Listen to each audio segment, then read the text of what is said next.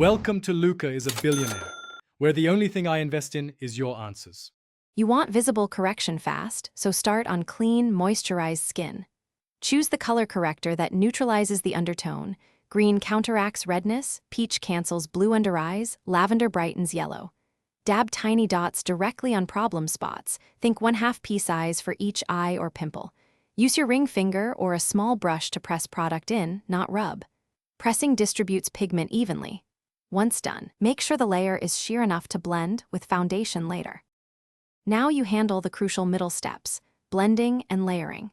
Tap gently from the center of each corrected area outward so edges feather into nearby skin. This prevents obvious color shifts.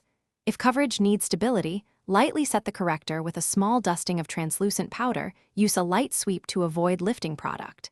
Then apply foundation in thin layers, building only where necessary. This preserves the neutralizing effect underneath.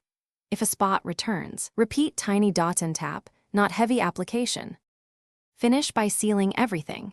Use 2 to 3 short mists of setting spray to meld layers and reduce powdery texture.